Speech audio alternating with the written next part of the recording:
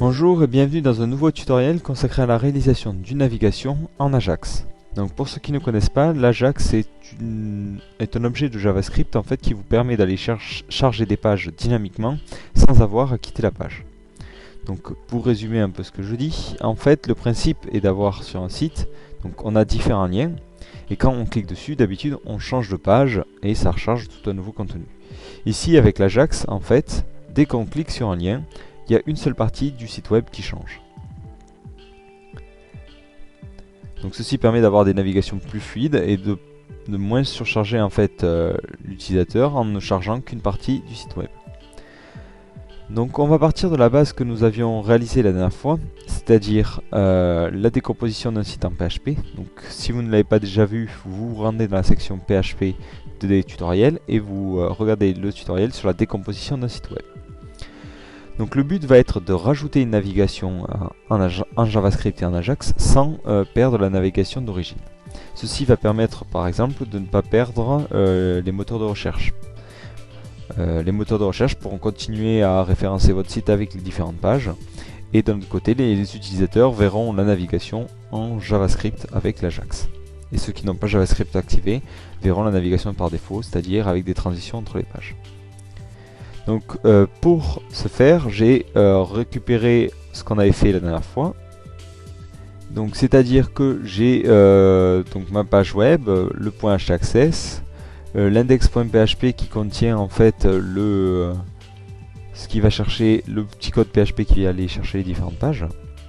Donc je l'ai un peu modifié au passage pour qu'il s'adapte plus à la situation. Globalement il n'y a pas grand chose qui est changé, juste l'ordre de ce P et puis un regroupement des conditions. Donc ça c'est pour avoir un code plus comprimé, mais si vous avez le résultat du précédent tutoriel, ça marche tout aussi bien.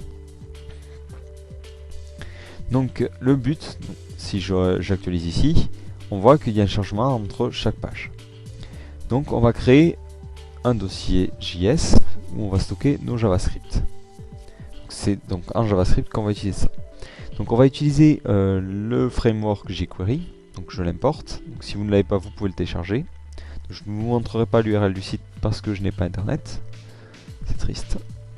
Donc ici, j'ai importé jQuery et je vais créer un nouveau fichier JS, nouveau fichier JavaScript, que je vais appeler navigation, tout bêtement, et qui va me permettre de réaliser le moteur qui va faire la navigation fluide entre les pages.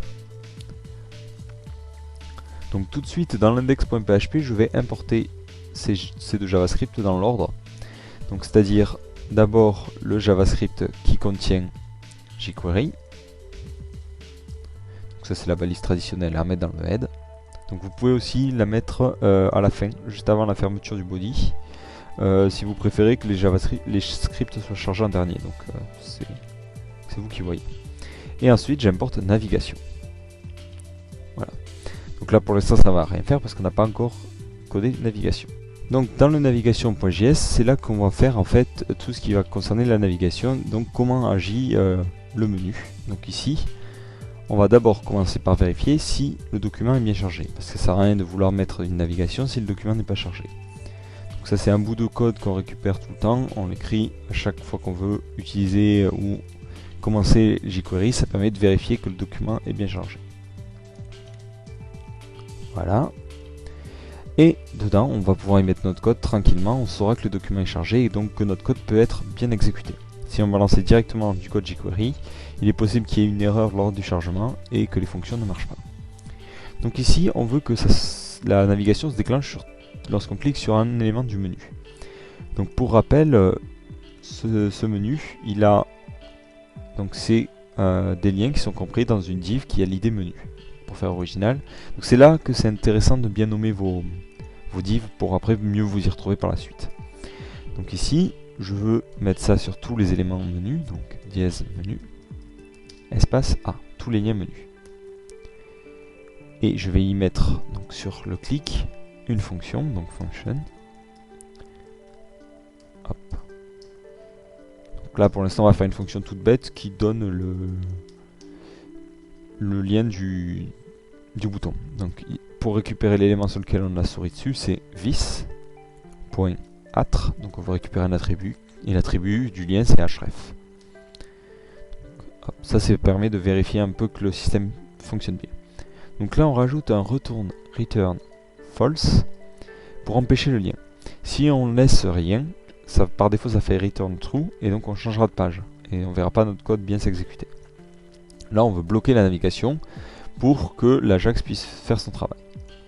Ici je vois bien que ça me donne le nom des pages.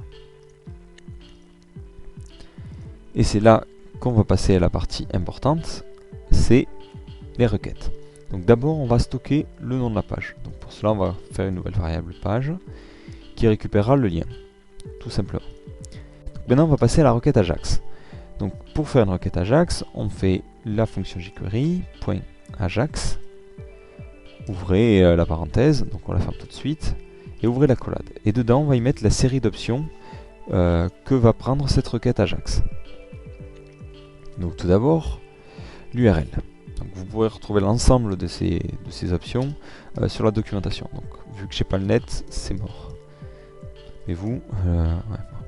Donc ici, l'URL, elle se trouve, donc si vous vous rappelez comment on a décomposé le site, dans le dossier contenu, enfin la page qu'on va charger, dans le dossier contenu, et c'est le nom de la page. Donc ici, plus page, qui est la variable qui récupère le nom de la page.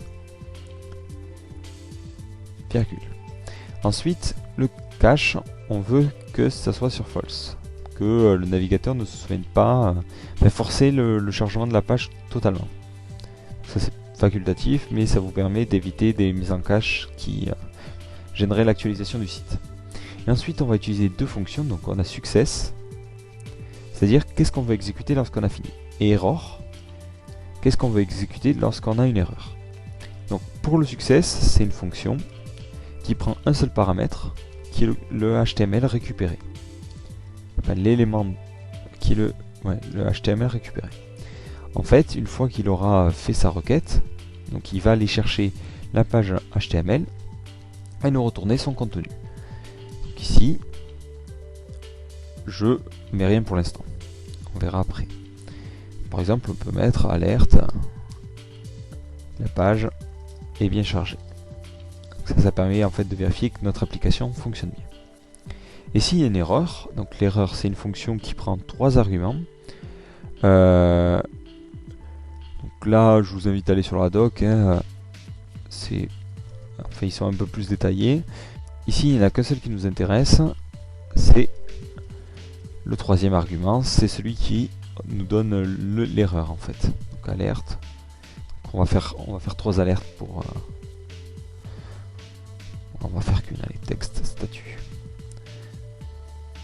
Voilà. Donc là, ça permet un peu de voir si l'application fonctionne bien. J'actualise.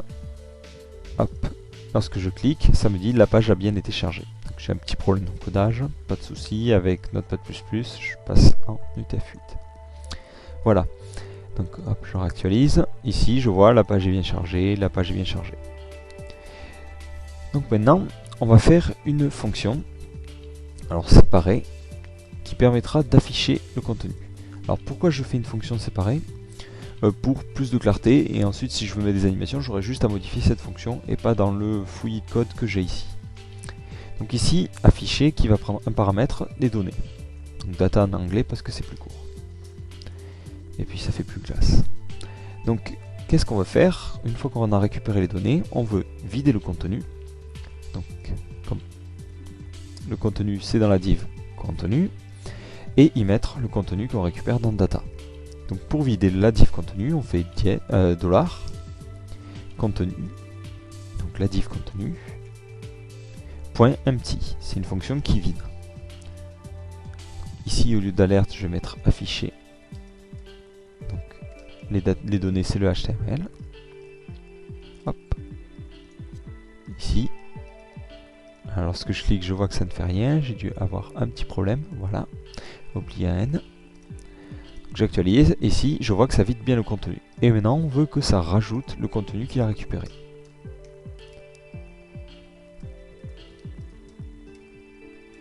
Point append, donc pour rajouter quelque chose, et on veut lui ajouter les données. Donc là normalement un bug devrait apparaître. C'est qu'il recharge 2 fois la page. Pourquoi? parce que l'URL rewriting qu'on a fait dans le précédent tutoriel est un peu trop ouvert. C'est-à-dire qu'ici, dès qu'il voit un point HTML à la fin de quelque chose, il essaie à tout prix la redirection. Donc nous, on va lui dire, non, tu ne rediriges que les pages qui ont un nom normal, c'est-à-dire des lettres, des majuscules ou des chiffres. Et à la limite, si vous voulez, un petit tiret. Parce que comme ça, ici, cette page, il la redirigera bien. Mais si la personne met contenu slash une page, donc c'est ce que fait la requête Ajax, il ne fera pas la redirection. Et justement, ça tombe bien, on ne veut pas qu'il la fasse. Donc hop, ici, je vois que si je clique, j'ai bien le site qui s'actualise au niveau du contenu, sans qu'il y ait un rechargement de toute la page. Donc là c'est bien, mais on va essayer de faire un truc un peu plus fluide, enfin un peu plus joli. C'est pas nécessairement plus rapide. Donc première chose à faire, au lieu, avant de vider le contenu, le cacher. Donc pour cela c'est encore contenu. Donc là rien de très original, .fade out. Donc c'est une fonction qu'on avait déjà vue dans un précédent tutoriel. On indique le temps. Donc ici on veut que ça se cache en 500 millisecondes, donc une demi-seconde. Et on veut à la fin de cette animation exécuter une fonction.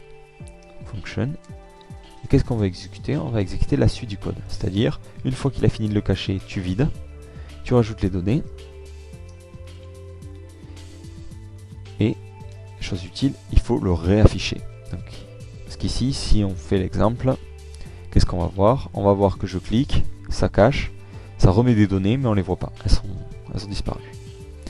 Donc ici, on lui remet l'inverse de fade out, qui est fade in. Donc, on reprend le début, donc contenu, .fade in. Et on peut indiquer un temps ou pas. Moi j'ai mis 1000, enfin une seconde parce que bon, ça faisait joli.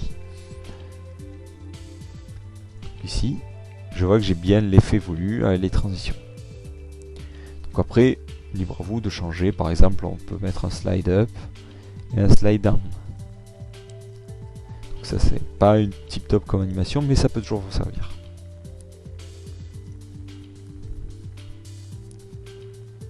Donc voilà.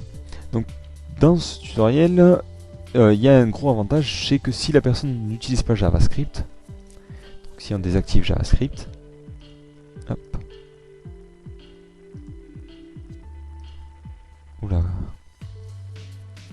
si j'actualise, le site marche toujours très bien. C'est-à-dire que ça ne gêne pas la navigation que la personne n'ait pas JavaScript. Par contre, il y a un petit défaut à cette navigation, et on ne le corrigera pas aujourd'hui, c'est que dans le lien en haut, le nom de la page ne change jamais. On va repasser en fade in et fade out. Donc, une technique qui a été trouvée, c'est de mettre des encres au lieu de mettre des liens directs. Mais ça gêne d'un autre côté la navigation pour les moteurs de recherche et les gens qui ne possèdent pas JavaScript. Donc voilà, j'espère que ça vous aura aidé un peu à comprendre l'intérêt d'Ajax et son utilité lors de la création d'un site web. Donc on n'est pas nécessairement obligé de changer tout le contenu, on pourrait imaginer des petits boutons qui changeraient autre chose, le sous-menu, enfin le menu qui se changerait lui-même. Bon, donc là libre à vous d'inventer vos propres fonctions et vos propres navigations. Donc merci et à la prochaine.